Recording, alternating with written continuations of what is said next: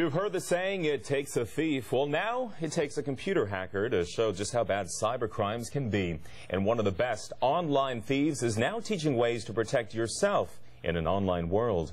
Gregory Evans is the CEO of Ligat Security International. Good to see you, Gregory. How are you? I'm doing well. You know, you weren't always on the right side of the law when it came to computer crimes. You were actually wanted by the FBI? That is correct. Back in '97, I was arrested for hacking into and stealing from some of the biggest telecommunications companies in the world, and I had to pay back $10 million in restitution to them. How on earth does someone get involved with all of that?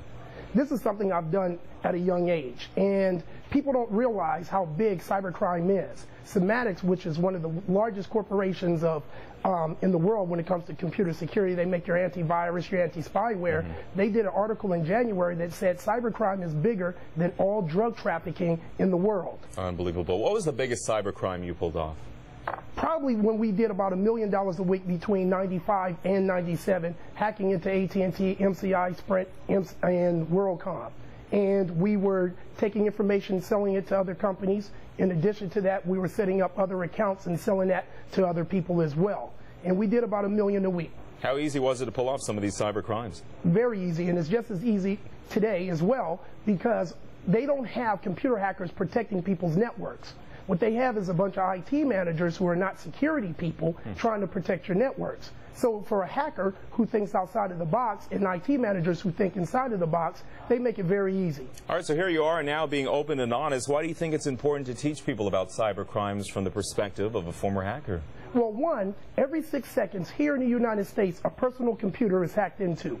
That means everybody in this studio, everybody in this country, everybody watching this right now will be hacked at some point.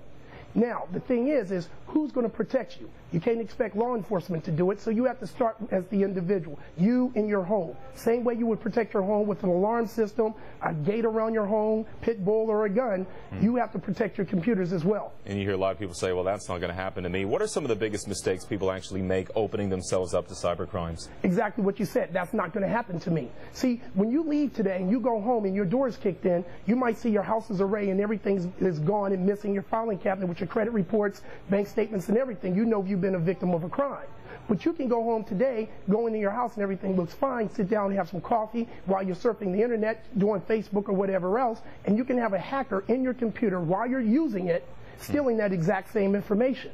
So always be suspect. I want to end with this because I found it very interesting. You said that you don't think the U.S. will ever win the war against cyber crimes. Why not? Because other countries like China, who was also known, who shut down Google's back in January, they teach their kids at a very young age how to program while they're still in elementary school. They learn how to hack when they're in high school, in their normal everyday high schools there. No special classes, no special colleges. Here in the United States, we teach our kids how to be athletes and entertainers at a young age. Yeah. So we don't have anyone protecting our infrastructure who's been doing computer security for more than 10 years. Be careful what sites you visit, what you download, and what information you give out. By the way, the FTC estimates more than 9 million people have their identities stolen every year. That's Gregory correct. Evans, thanks so much for joining us and sharing your insight on this. We appreciate it. No, thank you for having me. No problem. Interesting to get a hacker's perspective. Oh, yes. Really fascinating.